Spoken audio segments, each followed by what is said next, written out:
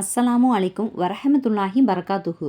எவ்வளவு பெரிய பாவம் செய்த பாவியாக இருந்தாலும் சரி, அவர் உள்ளத்தில் கடுகளவு ஈமான் இருந்தால் அவருடன் அல்லாஹ் எப்படி நடந்து கொள்வான் என்று தெரியுமா? இதோ இந்த ஹதீஸ் உங்கள் உள்ளங்களை கனக்கச் செய்துவிடும். அல்லாஹ்வின் தூதர் ஸல்லல்லாஹு அலைஹி வஸல்லம் அவர்கள் கூறினார்கள், நரகத்தில் இருந்து தன் மனதில் கடுகளவு ஈமான் கொண்ட ஒரு மனிதன் வேதனையை அனுபவித்து கொண்டிருக்கும் போது, யா அல்லாஹ், இந்த நரகத்தில் இருந்து என்னை வெளியே எடுத்துவிடு என்று கெஞ்சி கேட்பான். அப்பொழுது அல்லாஹு தாலா, ஆதமுடைய மகனே, இதற்கு பிறகு வேறு எதையும் என்னிடம் கேட்க மாட்டாயே என்று கேட்பான்.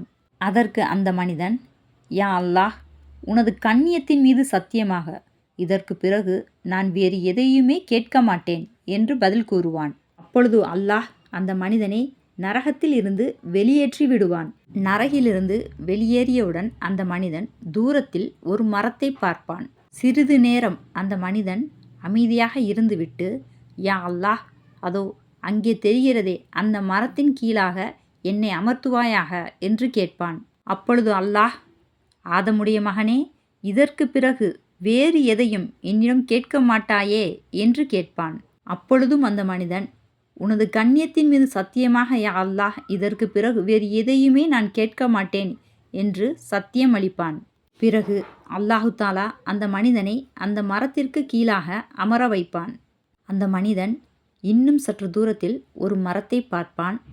ஆனாலும் சிறிது நேரம் அமைதியாக இருப்பான். சிறிது நேரம் அமைதியாக இருந்துவிட்டு அந்த மனிதன், யா அல்லாஹ், அதோ தெரிகிறதே, அந்த மரத்தின் கீழாக என்னை அமர வைப்பாயாக என்று கேட்பான்.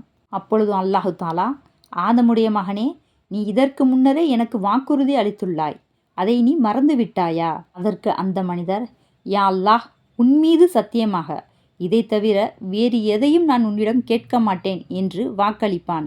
சரி என்று அல்லாஹு தாலா அந்த மனிதனை அந்த மரத்தின் கீழாக அமர வைப்பான். அப்பொழுது அந்த மனிதன் ஸ்வர்க்கத்தின் வாசலை பார்ப்பான். சிறிது நேரம் கழித்து அல்லாஹு தாலாவிடம், யா அல்லாஹ், அதோ தெரிகிறதே, அந்த ஸ்வர்க்கத்தின் வாசலில் என்னை கொண்டு சேர்ப்பாயாக என்று கேட்பான். அப்பொழுதும் அல்லாஹு தாலா, நீ வாக்களித்தாயே, மறந்து விட்டாயா? இதை தவிர இனி வேறு எதுவும் கேட்க மாட்டாயே என்று கேட்பான். அதற்கு அந்த மனிதன், யா அல்லாஹ், இப்பொழுதும் உன் கண்ணியத்தின் மீது சத்தியமாக இதை தவிர வேறு எதையும் நான் கேட்க மாட்டேன் என்று சத்தியம் செய்வான். சரி என்று அல்லாஹு தாலா அந்த மனிதனை ஸ்வர்க்கத்தின் வாசலில் கொண்டு சென்று நிப்பாட்டுவான். சொர்க்கத்தின் வாசலை பார்த்து கொண்டே அந்த மனிதன் அல்லாஹு தாலாவிடம், யா அல்லாஹ், இந்த சொர்க்கத்தில் ஒரு முறை என்னை நுழைவிப்பாயாக என்று கேட்பான். அப்பொழுது அல்லாஹு தாலா, ஆதமுடைய மகனே, நீ எனக்கு வாக்களித்தாயே, மறந்து விட்டாயா? இதை தவிர வேறு எதையும் என்னிடம் கேட்க மாட்டாயே என்று கேட்பான். அதற்கு அம்மனிதன், யா ரப்பி, இதை தவிர உன் கண்ணியத்தின் மீது சத்தியமாக வேறு எதையும் நான் கேட்கவே மாட்டேன் என்று வாக்களிப்பான். சரி என்று அல்லாஹு தாலா அந்த மனிதனை சொர்க்கத்திற்குள் நுழையச் செய்வான்.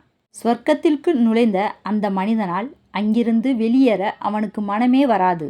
அப்பொழுது அல்லாஹு தாலா அந்த மனிதனிடம், ஆதமுடைய மகனே, உனக்கு என்னவெல்லாம் வேண்டுமென்று நினைக்கிறாயோ அதையெல்லாம் ஆசைப்படு என்று அந்த மனிதனிடம் சிரித்து கொண்டே அல்லாஹு தாலா கூறுவான். அதற்கு அந்த மனிதர், யா அல்லாஹ், நீ என்னை கிண்டல் செய்கிறாயா என்று கேட்பான். அப்பொழுது அல்லாஹு தாலா, இந்த சொர்க்கமும் இந்த உலகத்தைப் போல் 10 மடங்கு சொர்க்கமும் உனக்கு கிடைக்கும் என்று கூறுவான். இந்த ஹதீஸை அல்லாஹ்வின் தூதர் ஸல்லல்லாஹு அலைஹி வஸல்லம் அவர்கள் கூறிவிட்டு தன் கடவாய் பற்கள் தெரியும்படி சிரித்தார்கள். இறைவன் நம்ம மேலே வச்சிருக்க அன்புக்கும் கருணைக்கும் எதையுமே ஈடாக காட்டவே முடியாது. இந்த ஹதீஸை நான் படித்து முடிக்கும்போது என்ன அறியாமலே என் கண்ணில் இருந்து கண்ணீர் வலிய ஆரம்பிச்சிச்சு.